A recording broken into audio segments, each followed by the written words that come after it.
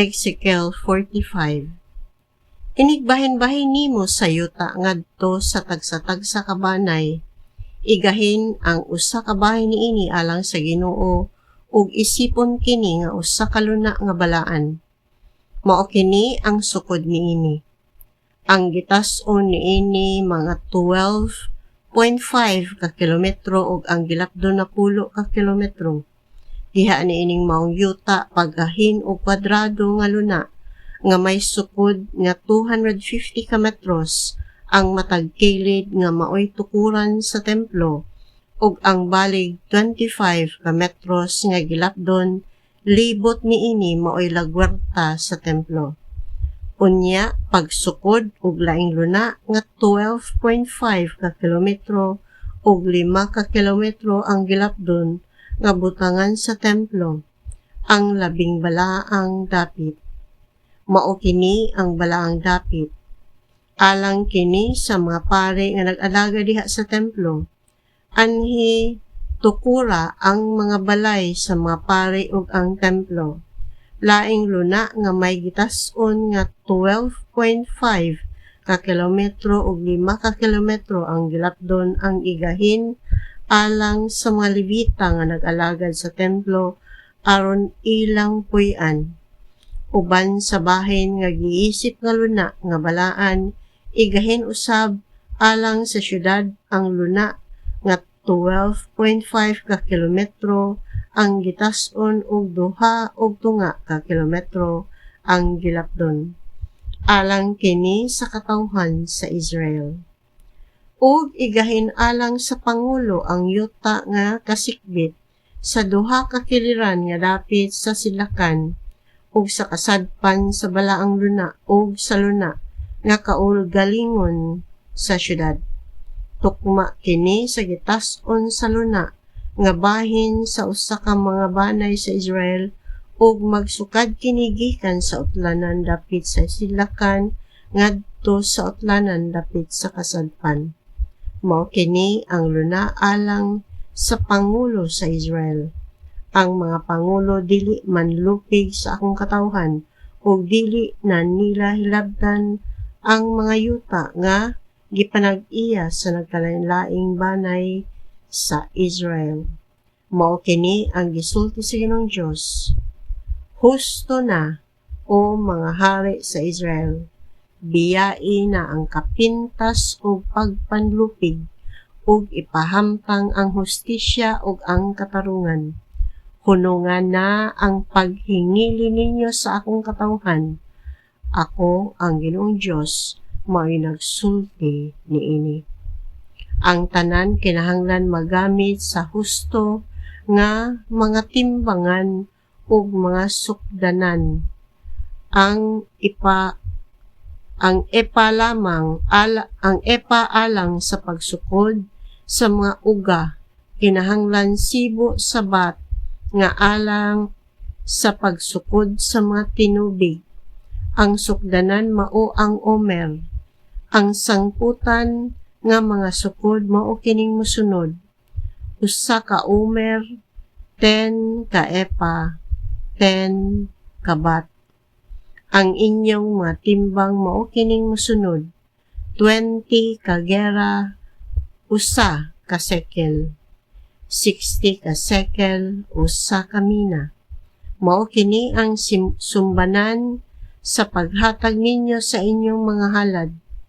Trigo, usa sa 60 ka bahin sa inyong ani.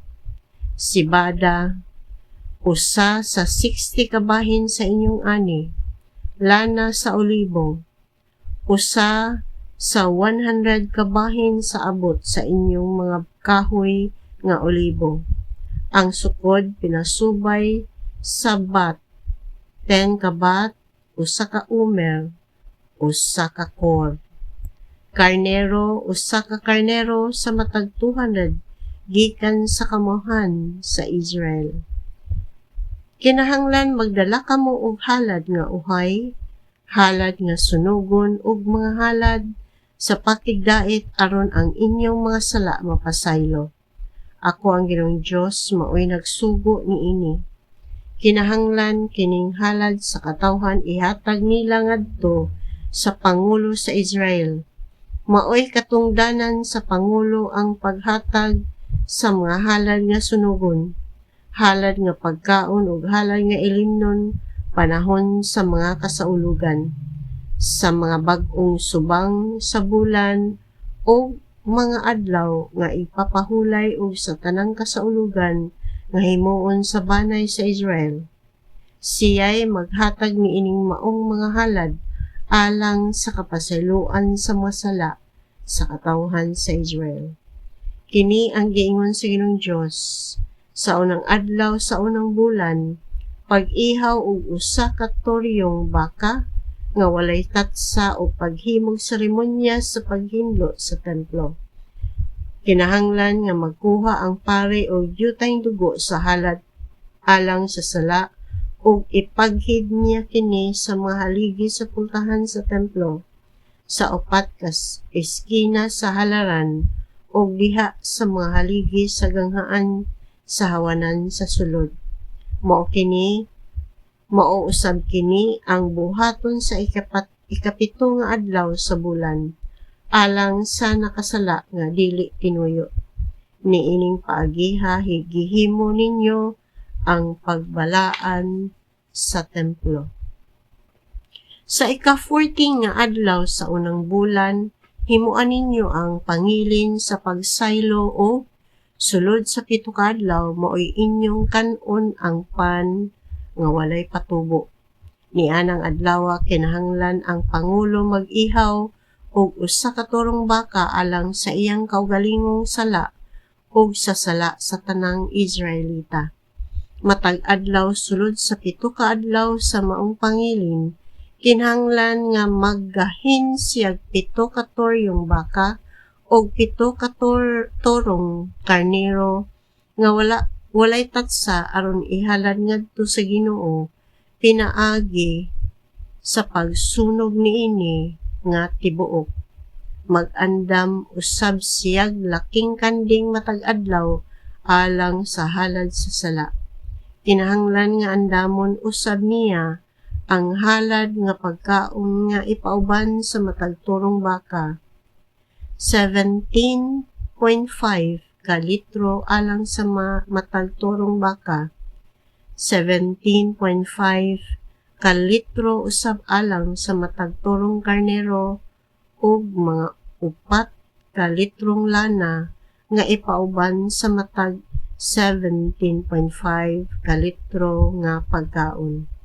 Alang sa kasaulugan sa mga balong-balong nga magsugod sa ika-15 nga adlaw sa ikapitong bulan, ang Pangulo muhalad matag adlaw sulod sa 7 ka adlaw sa mao gihapong halad alang sa sala, sa maong halad sunugon nga tibuok o sa mao gihapong halad nga pagkaon og lana sa olibo.